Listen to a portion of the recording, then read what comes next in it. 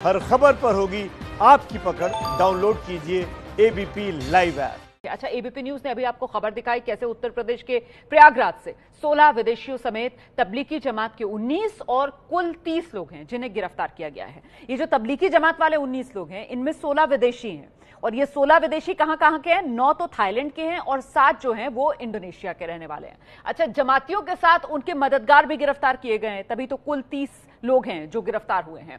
आज दोपहर कोर्ट में इन्हें पेश किया जाएगा और वो जो मददगार गिरफ्तार हुए हैं ना, उनमें एक बड़ा नाम प्रोफेसर शाहिद का है। बड़ा नाम मैं इसलिए कह रही हूं क्योंकि ये पढ़े लिखे शख्स हैं। ये जो इलाहाबाद यूनिवर्सिटी है वहां पॉलिटिकल साइंस के प्रोफेसर हैं और सोचिए इन पर आरोप है कि ये जमातियों की मदद कर रहे थे। इन्हें गिरफ्तार किया गया है। ऐसे में सवाल ये उठता है कि साहब, फिलहाल शुरुआती नजर में अगर देखा जाए तो फिर कहां फर्क नजर आता है प्रोफेसर शाहिद की भूमिका और मौलाना साद की भूमिका में?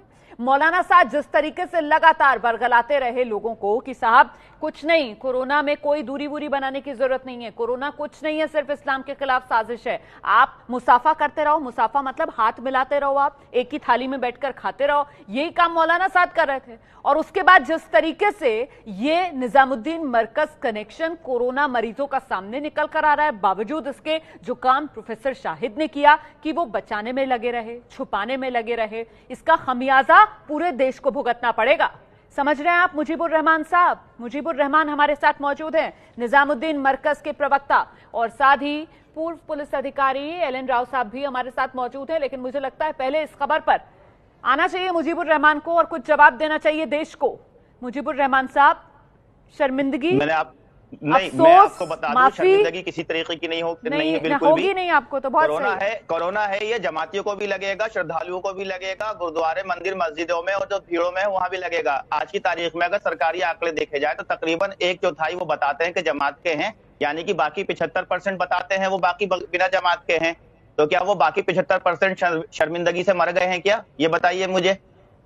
अगर किसी को बीमारी लग गई है वो शर्मिंदगी से मर जाए, वो 75% लोग, आप क्या कहना चाहते हैं? मैं ये कहना चाहती हूँ सर, मैं ये कहना चाहती हूँ सर कि 75 और 25 के फेर में मत फंसाइए। समाज वाले लोग उनको 75 और 25 के फेर में मत फंसाइए। मैं आपसे ये कहना चाहती हूँ सर कि अपील कीजिए कि वो बीमारी को छुपाए ना, दूसरों में बीमारी फैलाए ना। मैं ये कहना चाहती हूँ, बीमारी किसी को भी हो सकती है, लेकिन बीमारी को फैलाना, बीमारी को लेकर लापरवाही बरतना, ये अपराध है, ये अपराध है, ये अपराध है।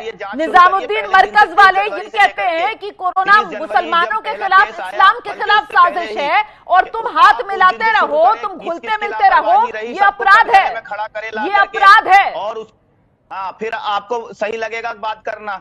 अभी आप सिर्फ एक आदमी के पीछे जिसके खुद विक्टिम हैं, खुद उनको जो है, जैसे बाकी लोगों को कोरोना हुआ, खुद उन लोगों को कोरोना हुआ, आप उनको कटघरे में खड़ा करके बाकी लोगों को जो मौलाना साद आपकी नजर में सबसे बड़े विक्टिम है, तो मौलाना साद सामने क्यों नहीं आते? अपने कोरोना का टेस्ट क्यों नहीं कराते? ये जवाब दो ना। कोरोना टेस्ट का कोई पर्पस ही नहीं रह गया है। अच्छा, अब ये भी आप तय कर लो, आप अब डॉक्टर भी बन जाओ, डॉक्टर भी मुजीबुर रहमान बन जाएंगे, मुजीबुर रहमान आप डॉक्टर भी बन जाएंगे, आप सबसे बड़ी अदालत भी बन जाएंगे, आप जज भी बन जाएंगे। नहीं रह गया है कि मुजीबुर रहमान सामने क्यों नहीं आते? मौलाना साद कोरोना का टेस्ट क्यों नहीं कराते?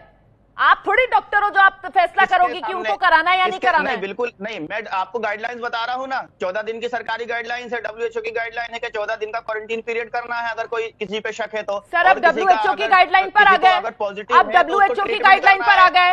अब तो ये भी सामने निकल कर आ रहा है कि एसिम्प्टोमेटिक है पेशेंट्स। अब तो ये भी सामने निकल कर आ रहा है कितने केसेस में कि 14 दिन के बाद भी निकल कर आ रहा है लक्षण सामने। क्वारंटीन पीरियड है। अरे भाई, तो टेस्ट क्यों नहीं करा लेते? ट्रीटमेंट किया जाए। मौलाना साहब टेस्ट क्यों नहीं कराते? नहीं है, चांसेस है कि मे बी और मौलाना साहब सामने क्यों नहीं आते? मौलाना साहब को डर लग रहा है, पता चल जाए कि इसको कोरोना है या नहीं है। मुजीबुर रहमान, मौलाना साहब डर गए? कोई किसी से नहीं डरा हुआ है। मौलाना साहब को डर लग रहा है? डरते वो हैं जो गलत काम करते हैं। मौलाना साहब को डर लग रहा है? रहते हैं जो अपना जिम्मेदारी समझते हैं, जिम्मेदारी से काम करते हैं और सच को पकड़े रहते हैं, वो किसी से नहीं डरते हैं। तो मौलाना साहब टेस्ट क्यों नहीं करा रहे मुजीबुर रहमान? सच्चाई एक तरफ खड़ी होकर हमेशा जीतेगी। मौलाना साहब टेस्ट क्यों नहीं करा रहे मुजीबुर रहमान? मैंने आपको बता क्या हर्ज है टेस्ट कराने में? क्या जरूरत है बताइए आप? पहले उनके टेस्ट करा रहे हैं भारत में जिनके टेस्ट नहीं हो रहे हैं। 4-4 दिन 3-3 दिन हॉस्पिटल में पड़े हुए हैं। वो वहां पर जो है आज कैंसर के जो पेशेंट हैं उनकी भी 2 की डेथ हो गई दिल्ली के अंदर। आप उनके टेस्ट कराइए। सारे ढाल सारे कुतर चल रही है, सारे कुतर का यही दे दीजिए बैठकर। लेकिन जो सही बात है वो मत करना। टेस्ट ही नहीं हो रहा। मुझे लगता है एल एन राव साहब को आना चाहिए। एल एन राव साहब, ये जिस तरीके का रवैया है, इसी की वजह से देखिए कि प्रयागराज के अंदर आज 30 लोगों को गिरफ्तार करना पड़ा है। 30 ऐसे लोग जिनमें 19 जमात से जुड़े हुए और बाकी उनके मददगार, और मददगारों में सर पढ़े लिखे लोग, बताइए प्रोफेसर हैं इलाहाबाद यूनिवर्सिटी के, उनको भी गिरफ्तार किया गया। देखिए रोमाना जी, अभी तक जो मुजीबुर रहमान की मैं तर्क वितर्क सुन रहा था, ये इनमें कोई दम नहीं है, कोई इसमें लीगल आधार नहीं है। जिस प्रकार से ये कह रहे हैं, उनको मौलाना साद को अब पुलिस के सामने आना चाहिए और अपना कोरोना टेस्ट, अगर वो कह रहे हैं कि मैं कोरोना ग्रसित हूं तो कोरोना टेस्ट कराना चाहिए। कोरोना टेस्ट में है कि नहीं है, उनको पुलिस में इसमें इन्वेस्टिगेशन में मदद करनी चाहिए। तबलीगी जमात की मरकज के लोगों ने देश के कई विभिन्न राज्यों में जाकर ये कोरोना फैलाने में मदद की है, और सरकार के इस एफर्ट्स को, सरकार ने जो कोशिश की है इसको रोकने के लिए, उसमें बहुत ज्यादा बाधा डाली है। मैं आपको बता दूं कि इन फिगर्स में जो आज की डेट में 18,000 फिगर हो गई हैं कोरोना ग्रसित लोगों की, उसमें 30% से ज्यादा योगदान इन जमातियों का है।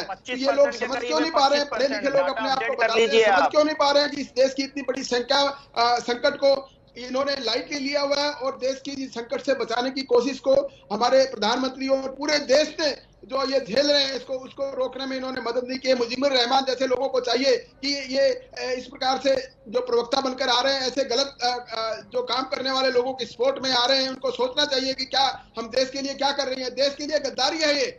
हम सभी लोग अपने घरों में बैठे हुए अपनी सारी परेशानी को झेल रहे हैं, और ये लोग इसको तमाशा बना के बैठे हुए हैं। और सर, इनको शर्म नहीं आती है। ये 25 और 75, एक मिनट, मुजीबुर रहमान सुन लीजिए ना, मुजीबुर रहमान सुन लीजिए सर, सुन लीजिए। आप 25 और 75 के फेर में यहाँ पर फंसा रहे हैं सर, लेकिन देश के 23 राज्यों में फैला कोरोना जमात के लोगों की वजह से। उत्तर से लेकर दक्षिण तक, पूरब से लेकर पश्चिम तक जमात के लोगों की वजह से इस देश में कोरोना फैला। क्या इस सच्चाई से आप इनकार कर सकते हैं? अंडमान निकोबार में जमात वाले लोग थे सर जो लेकर कोरोना पहुंचे, जिसके बाद चिट्ठी आई यहाँ पर दिल्ली पुलिस के पास कि साहब ये अंडमान निकोबार में जो लोग आए हैं ये निजामुद्दीन मरकज से आए हैं, वहां चेक करो। अंडमान निकोबार तक सर फैला कोरोना जमात की वजह से, और आप यहाँ पर बैठकर 25-75 का आंकड़ा दे रहे हो सर। दिल्ली के अंदर 63% केसेस इस समय निजामुद्दीन मरकज की वजह से है सर। उत्तर प्रदेश में 66% केसेस इस वक्त निजामुद्दीन मरकज की वजह से है सर। ठीक है सर, समय के साथ ये आंकड़ा बदल जाएगा, तो आप कह देना हमारी वजह से तो 5-7% ही बचा है, बाकियों को दोष दो। लेकिन जिस स्थिति में आपने देश को पहुंचाया है ना, इसकी जिम्मेदारी आप पर है मुजीबुर रहमान। फिर मरकज की बात करना, आप पहले 75% के जिम्मेदारों को तय कर दो। मैंने तो कहा ही आपसे कि कल को तो जब आंकड़ा बदलेगा तो आप कहते ना हम तो 5% ही हैं साहब, हमारी कहां पर गिनती कर रहे हो, 95 पर बात कर लो। लेकिन जिस तरीके से आपने उत्तर से दक्षिण, पूरब से पश्चिम तक इस देश में जमातियों की वजह से कोरोना फैला है, इसकी जिम्मेदारी आपको लेनी होगी। आपको लेनी होगी इसकी जिम्मेदारी। आप जिम्मेदारी से बच नहीं सकते, आप गुनहगार हैं, जमात गुनहगार है, उसको जिम्मेदारी लेनी होगी।